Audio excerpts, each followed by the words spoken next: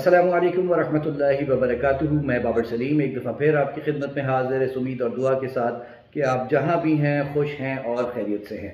पाकिस्तान में जो सैलाब की तबाकारियाँ हैं उनको यकीनी तौर पर बयान करना हकीकी लफ्ज़ों के साथ जो उसको सही मायने और मफ़हूम में प्रेजेंट कर पाए वो नामुमकिन है।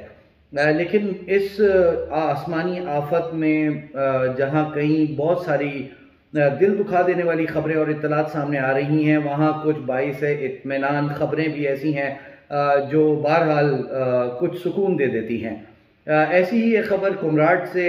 कुमराट में पाकिस्तान की बहुत खूबसूरत वैली है, अपरदीर का इलाका है खैबर पख्तूनख्वा में, और टूरिज़म के हवाले से बेतहाशा प्रमोशन रही है इस वादी की गुज़िश्ता 2-3 सालों के दौरान। यहाँ पर जाने वाले तकरीबन 45 सयाह जो हैं वो सैलाब के बायस और दरिया की तेज़ मौजों के बायस वहाँ फंस गए थे शदीद बारिशों में, और इस दौरान जो है वहाँ से कुछ टूरिस्ट जो वहाँ फंसे थे उनकी वीडियोस वायरल हुई कि उन्हें रेस्क्यू किया जाए, और वो सख्त सर्दी में खुले आसमान के नीचे खुराक और पानी की कमी के साथ रात गुजारने पर मजबूर हैं। उस वीडियो में ये भी बताया गया था कि तकरीबन 48 घंटे हो गए हैं, ख़वातीन और मर्दों समेत वहाँ पर तमाम लोग जो हैं वो बहुत मुश्किल हालात में हैं और उनकी ज़िंदगियों को अब ख़तरात लाहक हो चुके हैं, जिसके फ़ौरन बाद जो मकामी अफराद हैं वहाँ के, अल्लाह उन्हें जज़ाए खैर दे, उन्होंने बेतहाशा कोशिशें की, उनको खुराक पहुँचाई, उन तक पानी पहुँचाया, जो बन पड़ा कुमराट के लोगों से उन्होंने वो सब किया।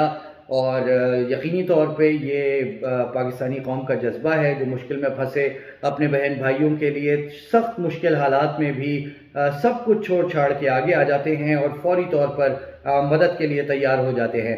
आज पाकिस्तान आर्मी ने एक ऑपरेशन किया और इन 45 में से 22 अफराद को जो कि कुमराट वैली में फंस गए थे, स्टक थे, उनको वहाँ से रेस्क्यू कर लिया गया है। मजमूई तौर पर ये 45 लोग हैं, जिनमें से 30 जो हैं वो अबशर एरिया है कुमराट का, वादी कुमराट का, जो फंसे हैं वहाँ पे लोग 30 की तादाद उनकी है, और तकरीबन 22 से 25 लोग ऐसे थे जो कि फंसे खाना बदोश ये इलाका है वादी कुमराट का, और इनमें से 22 अफराद जो हैं उनको रेस्क्यू कर लिया गया है। बाकी लोग जो हैं वो पहाड़ पर ऊपर हैं और उनसे राब्ता है, और जो मेरे ज़राए मुझे बता रहे हैं लोग उन तक मदद पहुंचा रहे हैं। ये एक मुश्किल ऑपरेशन था यकीनी तौर पे। वादी कुमराट में हेलीकॉप्टर की लैंडिंग और फिर उसका फ्लाई करना एक मुश्किल चीज़ है, मुश्किल अमल है, लेकिन बहरहाल पाक फौज के जो जवान हैं उनकी जानिब से ये ऑपरेशन जो है वो मुकम्मल किया गया है। आप देख सकते हैं किस तरीके से हेलीकॉप्टर्स जो हैं वो यहाँ पर पहुँचे हैं। यहाँ पर लोग, उनके चेहरों पर इत्मीनान नज़र आ रहा है। ये वही लोग हैं जो शदीद परेशानी का शिकार रहे, जो इस वादी में जाने के बाद फंस गए तो ये सयाहत के लिए थे, लेकिन वहाँ पर जब अचानक मौसमी हालात तब्दील हुए, बारिशें हुई, दरिया भिपर गए, तो उसके बाद ये वहाँ फंस गए थे। और पाकिस्तान आर्मी की जानिब से किए गए ऑपरेशन के नतीजे में इन 22 अफराद को यहाँ से बखैरियत रेस्क्यू कर लिया गया है और वापस इस्लामाबाद पहुँचा दिया गया है।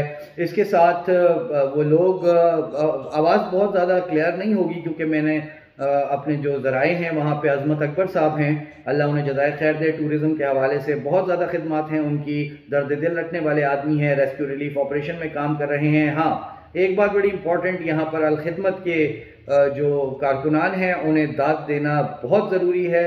अल्लाह उन्हें भी जज़ाए खैर दे। उन्होंने दिन रात की मेहनत की है यहाँ लोगों की मदद करने के लिए, अपनी जानों पर खेल कर लोगों को खुराक पहुँचाई हैं, अद्वियात पहुँचाई हैं, जहाँ किसी को रेस्क्यू कर सकते थे उसको रेस्क्यू किया है। और यकीनी तौर पे ये वो रियल हीरोज़ हैं, ये असल पाकिस्तान की कौम के मोहसिन हैं जिन्होंने हर चीज़ को बालाए ताक रख कर लोगों की मदद की। और ये रज़ाकार हैं, इनको कोई मेडल नहीं मिलना, इनको कोई तमगा नहीं मिलना, इनको कोई इनाम नहीं मिलना, लेकिन उसके बावजूद ये अपनी जानों पर खेल कर लोगों की मदद कर रहे हैं। अल्लाह इन्हें भी जज़ाए खैर दे। तो ये ऑपरेशन हुआ, यहाँ पर लोगों के चेहरों पर इत्मीनान आप देख सकते हैं। अस्सलाम वालेकुम जी, आप देख रहे हैं जो लोग उधर फंसे थे टूरिस्ट, हम पहुँच गए। कैसे रही आपका उधर पाक आर्मी के जवानों ने आपका हेल्प किया?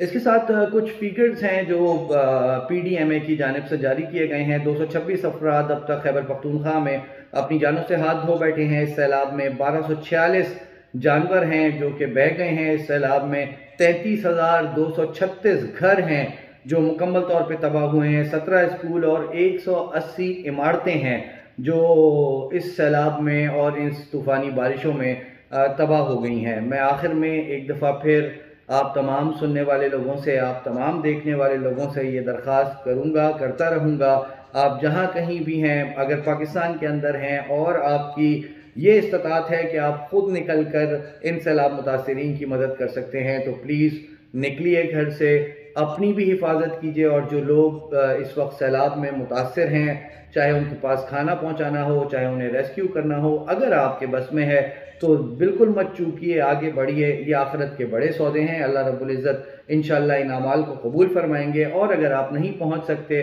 और किसी ज़रिए से ताउन कर सकते हैं, चाहे अपने माल के ज़रिए, चाहे अपनी दुआओं के ज़रिए, तो उसमें भी कंजूसी मत कीजिए। दुआ करते रहिए लोगों के लिए। कम अज़ कम दर्जा ये है कि उनकी खैर आफियत के लिए दुआ कीजिए, उनकी वेलबींग के लिए दुआ कीजिए कि अल्लाह पाक पाकिस्तान में आने वाली इस आसमानी आफत से जल्द जो है वो हमें छुटकारा नसीब फरमाए।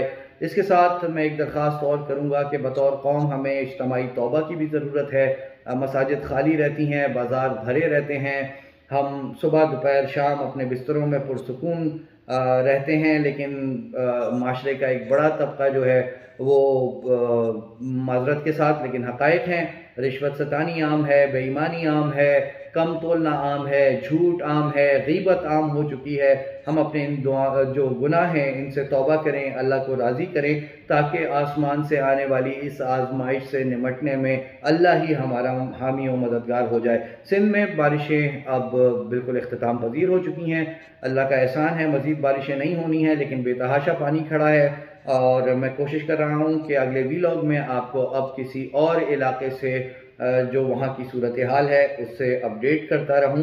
और एक चीज़ और बहुत अहम, अगर आप ये वीलॉग पूरा देख रहे होंगे तो ये आखिरी चीज़ आपकी समातों तक जाएगी। मैं एक केस पर और काम कर रहा हूँ, बहुत इम्पॉर्टेंट केस है।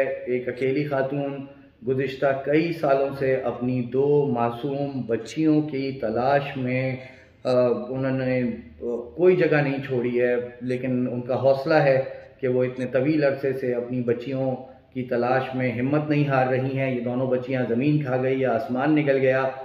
इसके हवाले से पुलिस ने क्या तहकीकात की, इसके हवाले से दीगर इदारे क्या कर रहे हैं, कौन कौन लोग मुमकिन तौर पर इसमें मुलव्विस हैं, वो तमाम शवाहिद और चीज़ें इंशाअल्लाह बहुत जल्द मैं आपके सामने 1-2 रोज़ में रखूँगा। उनके लिए भी दुआ कीजिएगा कि अल्लाह पाक उनको भी हौसला अता फरमाएँ। मुझे भी अपनी दुआओं में याद रखें। अस्सलामु अलैकुम व रहमतुल्लाहि व बरकातुहू।